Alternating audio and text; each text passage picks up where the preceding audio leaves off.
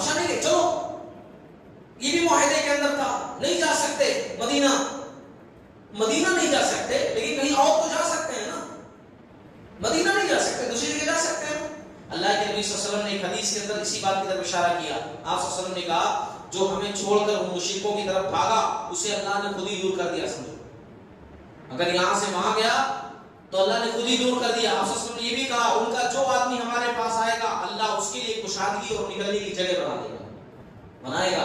اور آگے واقعات میں آپ سنیں گے، میں خالی اشارہ کر رہا ہوں یہاں پر کہ یہ معاہدہ کر کے کہ آپ کی طرف ہمارا بندہ جائے گا تو واپس کرنا پڑے گا کیسا بھی کر کے، انہوں نے خود اپنے پیروں پہ کلاڑی ماری۔ کیسے کلاڑی ماری؟ جو بھی ان کے پاس سے نکلتا وہ مدینہ نہیں جاتا۔ کیوں؟ کیونکہ وہ جانتا تھا کوئی بھی نکلتا ہے مکہ سے کہ آپ صلی اللہ علیہ وسلم معاہدے کے مطابق واپس کر دیں گے، تو مدینہ کوئی جاتا ہی نہیں۔ کہاں جاتے؟ ایک ایسے راستے پر جہاں مکہ والے تجارت کرتے تھے، پورے جا کر وہاں اکٹھا ہو گئے، پوری ایک فوج بن گئی اور مکہ والوں کے لیے ٹینشن ہو گئی۔ اب وہ لوگ آپ صلی اللہ علیہ وسلم کے پاس بھی نہیں جا سکتے تھے نا کہ ارے وہ لوگ مسلمان ہیں، دیکھو وہ ہمارے قافلوں کو نہیں جانے دے رہے ہیں، ہم کو ستا رہے ہیں، بڑی پرابلم ہو رہی ہے۔ کیوں؟ معاہدہ تو آپ ہی کیے تھے نا کہ مدینہ نہیں آ سکتے۔ ان کے لیے گردی سر بن گئے وہ سب، اپنے پیروں پر انہوں نے کلاڑی ماری۔ آگے چل کر کے پتہ چلے گا۔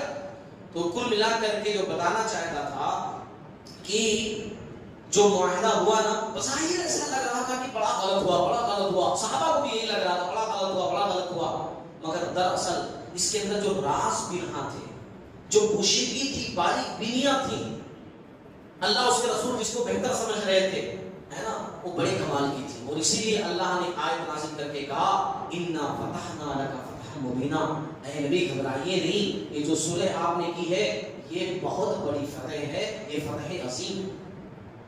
لیکن مسلمان نہیں سمجھ رہے۔ کیوں نہیں سمجھ رہے تھے مسلمان؟ کیونکہ ظاہر سی بات ہے، وہ ظاہری چیزوں کو دیکھ رہے، انسان کیسا ہوتا ہے ظاہر کو دیکھتا ہے۔ مسلمان دیکھ رہے تھے کہ ہم لوگ نکلے تھے عمرہ کرنے کے لیے، نہیں کر پائے، ہمارا ایک بھائی ایمان قبول کر کے آیا، گھسیٹ کر کے اس کو واپس لے کر چلے گئے ہمارے سامنے سے، اور وہ ایمان والے، جوش والے برداشت نہیں کر پا رہے تھے کہ ہمارے بھائی کو گھسیٹ کر یہاں سے لے کر کے ہمارے سامنے لے کر کے ہم کو واپس کرنا پڑا۔ پھر رہ کر ان کو یہ بھی بات آ رہی تھی کہ نبی نے کہا تھا کہ خواب دیکھا ہوں کہ طواف کروں گا، تم سب طواف کرو گے۔ تو کہاں طواف کیے؟ طواف اس نے کیے نا، واپس ہو رہے ہیں۔ نبی بولے اور وہ چیز ہونا، ایسا کیسے ہو سکتا ہے؟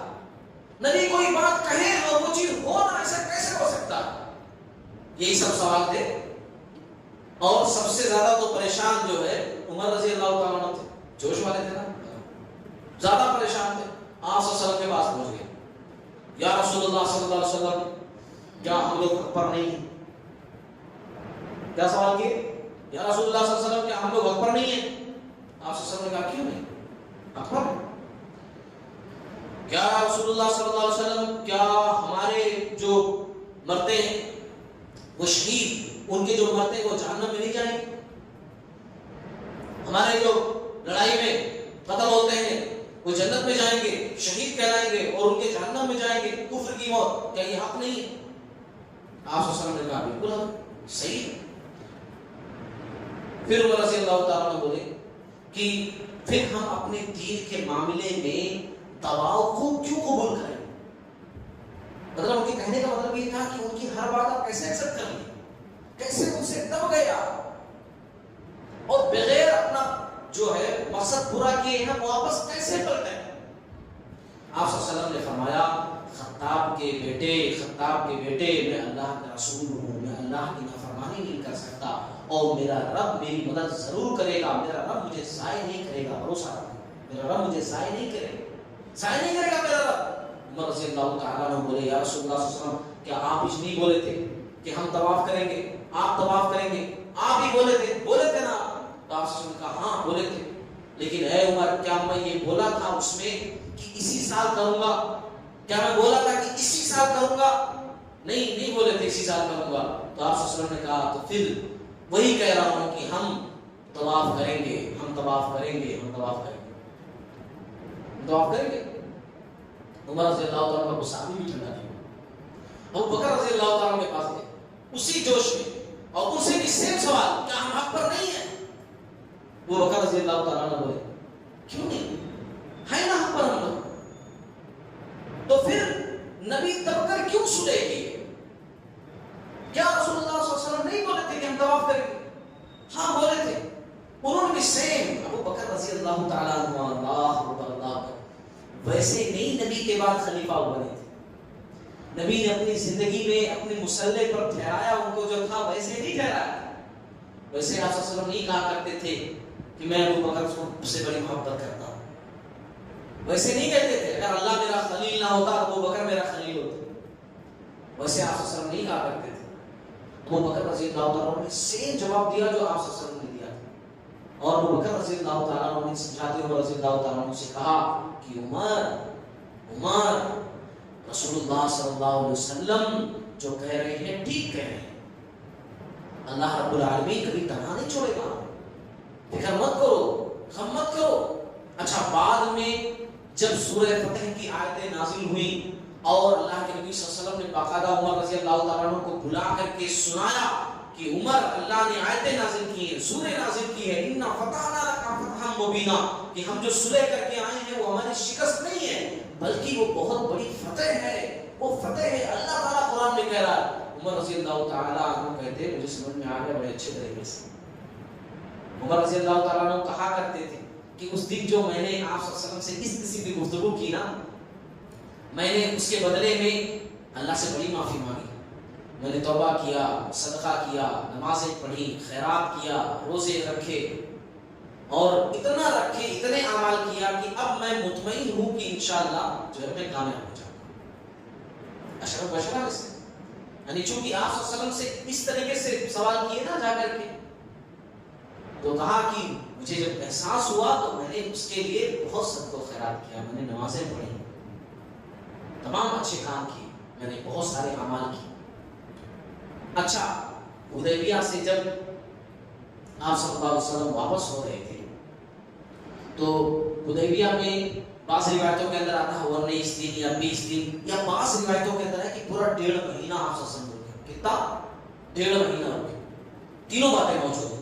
اچھا راستے میں جب واپس ہو رہے تھے سب لوگ تو کھانے کی قلت ہو گئی، کیونکہ ظاہر سی بات ہے مسلمان اتنا لمبا سوچ کر تو نکلے نہیں تھے کہ اتنا لمبا راشن لے کر کے نکلے، اتنا دن وہاں ٹھہرنا پڑا تو ظاہر سی بات ہے کھانے کی قلت تو ہو ہی جائے گی واپسی میں۔ تو بعض لوگوں نے اگر آپ صلی اللہ علیہ وسلم سے کہا یا رسول اللہ صلی اللہ علیہ وسلم اگر آپ اجازت دیں تو جو ہماری سواریاں ہیں بہت بھوک لگی ہوئی ہے، سواریاں جو ہے کاٹ دیں تو کھا لیں۔ تو آپ صلی اللہ علیہ وسلم نے کہا کہ میری بھوک کی شدت ہے، ٹھیک ہے حلال جانور ہے کاٹ دو، ذبح کرو کھا لو۔ عمر رضی اللہ عنہ کو پتہ چلا بھاگے بھاگے۔ عمر رضی اللہ تعالیٰ عنہ ایسی شخصیت ہے نا کہ بہت سارے معاملات میں جنہوں نے مشورہ دیا ہے نا بڑا بہترین مشورہ دیا۔ ہاں پردے کی آیتیں انہوں نے پہلے مشورہ دیا تھا، پھر پردے کی آیتیں نازل ہوئی ہیں، سمجھ رہے ہیں؟ تو عمر رضی اللہ تعالیٰ عنہ بھاگے بھاگے آئے، یا رسول اللہ صلی اللہ علیہ وسلم اگر سواریاں ذبح کر دیں گے تو سفر بہت مشکل ہو جائے گا، بہت مشکل ہو جائے گا سفر کیسے کریں گے؟ ایک کام کرتے ہیں، اعلان کرتے ہیں جن کے پاس جو ہے وہ لا کر ایک جگہ اکٹھا کریں، اور جب سب لوگ اکٹھا کر دیں گے آپ اس پر برکت کی دعا پڑھ دیں، دیکھو نبی پر ایمان، آپ برکت کی دعا کر دیں، اس وقت معاملوں کے لیے اشارہ کافی ہو جائے گا۔ آپ صلی اللہ علیہ وسلم نے کہا ہاں یہ بھی ٹھیک ہے، اعلان کر دیا گیا، پورے لوگ لا کر رکھنے لگے۔ سب سے زیادہ جو سامان لے کر آئے نا، کوئی صاحب تھے ان کا نام نہیں ذکر کیا گیا ہے، 2 کلو کچھ گرام، 2 کلو کچھ گرام، یعنی سب سے زیادہ کھانے کا سامان انہیں کے پاس تھا، 2 کلو کچھ گرام، باقی تھوڑا تھوڑا تھوڑا جس کے پاس تھا سب لا کر کے رکھا دیا، جمع ہو گیا۔ آپ صلی اللہ علیہ وسلم نے برکت کی دعا کی، اس کے بعد آپ کھاؤ، اب سب اٹھا اٹھا کھانے لگے، سب کا پیٹ بھر گیا، الحمدللہ یہ نبی کا معجزہ، سب کا پیٹ بھر گیا۔ اور پھر اس کے بعد جو تھیلیاں لوگ لیے ہوئے تھے کھانا رکھنے کے لیے اس میں بھی بھرے ڈوس ڈوس کر کے، ہے نا، پھر بھی جو ہے موجود تھا۔ اللہ اکبر۔ سیرت کے اندر لکھا ہوا ہے کہ آپ صلی اللہ علیہ وسلم یہ منظر دیکھ کر اس دن اتنا ہنسے، لوگ کھا رہے تھے، تھیلیاں بھر رہے تھے، آپ صلی اللہ علیہ وسلم اتنا ہنسے نا، اتنا ہنسے کہ آپ صلی اللہ علیہ وسلم کے داڑھ مبارک نظر آنے لگے، اتنا ہنسے آپ صلی اللہ علیہ وسلم۔ آپ صلی اللہ علیہ وسلم مسکراتے زیادہ تھے، زیادہ ایسا جس طرح ہم ہنستے ہیں نا ٹھٹا مار کر کے، آپ صلی اللہ علیہ وسلم ویسا نہیں ہنستے، بس بہت ہنستے تھے تو مسکراتے تھے، لیکن اس دن اتنا ہنسے کہ داڑھ مبارک آپ صلی اللہ علیہ وسلم کے نظر آنے لگے۔ یہ سب منظر دیکھ کر کہ جہاں لوگ بھوکے تھے کھانا کھائے تھیلیاں بھی بھر گئی ہے نا. تو اس دن آپ صلی اللہ علیہ وسلم اتنا زیادہ ہنسے. اچھا پھر اس کے بعد بارش کا نزول ہوا, بارش دبا کر کے برسی. آپ صلی اللہ علیہ وسلم نے بارش کا پانی پیا. لوگوں نے دیکھا نبی بارش کا پانی پی رہے, لوگوں نے بھی پیا بارش کا پانی پیا. اور پھر ایک جگہ پڑاؤ کیا, ایک جگہ پڑاؤ کیا. آپ صلی اللہ علیہ وسلم نے کہا کہ آج پہرا کون دے گا, فجر میں جگانا کون ذمہ داری لے گا؟ بلال رضی اللہ تعالیٰ عنہ بولے میں لوں گا. مگر جیسے کہ پچھلے واقعات, یہ واقعہ کئی دفعہ ہوا. ہاں امام نووی رحمۃ اللہ علیہ, ابن کثیر رحمۃ اللہ علیہ, حافظ ابن حجر رحمۃ اللہ علیہ, تمام لوگوں کا کہنا ہے کہ یہ واقعہ آپ صلی اللہ علیہ وسلم کی زندگی میں کئی دفعہ ہوا, کئی سفر میں ہوا کہ سو گئے ہیں فجر میں اور سورج نکلنے کے بعد اٹھے. اس واقعے کے اندر بھی ایسا ہوا کہ بلال رضی اللہ تعالیٰ عنہ بھی سو گئے, اٹھے گا تو سورج کی روشنی چہرے پر پڑی. ہاں اور پھر اس کے بعد نماز ادا کی. اس سفر میں بھی کچھ ایسا ہوا. اور پھر اس کے بعد جو ہے آپ صلی اللہ علیہ وسلم سوار ہو کر کے جب نکلے وہاں سے, تب راستے میں آگے چل کر کے سورۃ الفتح کا نزول ہوا. انا فتحنا لک فتحا مبینا. آپ صلی اللہ علیہ وسلم پر جب وحی نازل ہوتی تھی تو بہت بھاری گزرتا تھا. آپ صلی اللہ علیہ وسلم کا چہرہ پسینہ پسینہ ہو جاتا تھا. صحابہ کرام سمجھ جاتے تھے آپ کے اوپر چادر ڈال دیا گیا. اور پھر اس کے بعد آپ صلی اللہ علیہ وسلم نے بتایا کہ جو ہے اللہ تعالیٰ نے سورۃ الفتح کی آیات نازل کی ہیں, اور جو ہم لوگ سلح کر کے آئے ہیں وہ سلح دراصل فتح مبین ہے. یہ اللہ تعالیٰ نے خوشخبری دی. یہ واقعی کا اختتام ہوا.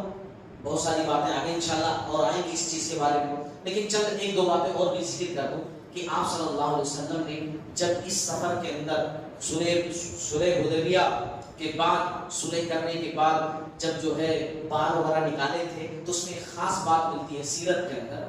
سیرت کے حوالے سے بات ملتی ہے, سیرت کے حوالے سے ہی میں ذکر کر رہا ہوں کہ آپ صلی اللہ علیہ وسلم کے جب بال نکالے گئے, خراش بن امیہ کعبی رضی اللہ تعالیٰ عنہ صحابی تھے, انہوں نے آپ صلی اللہ علیہ وسلم کے بال نکالے. اور بال نکالنے کے بعد آپ صلی اللہ علیہ وسلم کے بالوں کو ایک جھاڑ تھا ہرا بھرا, اس کے اوپر ڈال دیا. تو بہت سارے صحابہ نے بالوں کو کلیکٹ کر لیا, وہاں سے بالوں کو لے لیا. اور ایک وہاں پر جو ہے صحابیہ تھی ام عمارہ رضی اللہ تعالی عنہا, انہوں نے بھی جو ہے آپ صلی اللہ علیہ وسلم کا بال مبارک لیا. اب آج کے دور میں جو بال دکھائے جاتے ہیں اور دیکھ کر کے دعائیں کی جاتی ہیں, وہ صحیح ہے یا غلط ہے وہ اللہ بہتر جاننے والا. ان کے پاس کیسے وہ بال پہنچے وہ اللہ بہتر جاننے والا. وہ آپ صلی اللہ علیہ وسلم کے بال مبارک ہیں کہ نہیں ہیں اللہ بہتر جاننے والا. آپ صلی اللہ علیہ وسلم کی چیزوں سے تبرک حاصل کرنا یہ صحیح ہے. تبرک حاصل کرنا, برکت, دعا اللہ سے کرنا, برکت حاصل کرنا. جیسے کہ فار ایگزامپل آپ صلی اللہ علیہ وسلم جب بیمار تھے, آخری وقت تھا, اما عائشہ رضی اللہ تعالی عنہا آپ صلی اللہ علیہ وسلم کے اوپر شفا کی دعائیں پڑھ رہی تھی. اور دعائیں کس طرح پڑھ رہی تھی؟ دعا خود پڑھ رہی تھی, اور آپ صلی اللہ علیہ وسلم کے ہاتھوں پر جو ہے دعا کر کے آپ صلی اللہ علیہ وسلم کے ہاتھوں کو آپ صلی اللہ علیہ وسلم کے جسم پر پھیر رہی تھی. مطلب پڑھ رہی تھی دعا خود, مگر اپنے ہاتھ نہیں پھیر رہی تھی, بلکہ کس کے ہاتھ پھیر رہی تھی؟ آپ صلی اللہ علیہ وسلم کے, کیونکہ وہ آپ صلی اللہ علیہ وسلم کے ہاتھ. تو آپ صلی اللہ علیہ وسلم کی چیزوں سے تبرک حاصل کرنا وہ صحیح ہے. صحابہ کرام نے آپ صلی اللہ علیہ وسلم کے جسم سے لگا ہوا جو کپڑا تھا اس کو اپنے کفن کے طور پر میں استعمال کروں گا رکھ لیا ہے نا. آپ صلی اللہ علیہ وسلم کے جوتے کو جو ہے برکت کے لیے پیا صحابہ کرام نے. تو آپ صلی اللہ علیہ وسلم کی چیزوں سے برکت حاصل کرنا صحیح ہے, لیکن وہ آپ صلی اللہ علیہ وسلم کی ہی چیز ہے نا. اور ایسا نہیں کہ ان سے دعا کی جائے, ان سے برکت حاصل کر کے دعا اللہ سے کی جائے, دعا اللہ سے ہی مانگی جائے. اللہ تعالیٰ سے دعا کرتا ہوں اللہ تعالیٰ ہمیں سیدھی سچی راہ پر ہمیشہ چلنے والا بنائے. باری تعالیٰ سیرت النبی صلی اللہ علیہ وسلم کی روشنی میں جو باتیں کہی جا رہی ہیں, اللہ رب العالمین بہت سننے والا اور ان سے جس طرح استفادہ کر سکتے ہیں استفادہ کرنے والا اور دوسروں تک پہنچانے والا اللہ تعالیٰ بنائے. آمین. وآخر دعوانا الحمدللہ.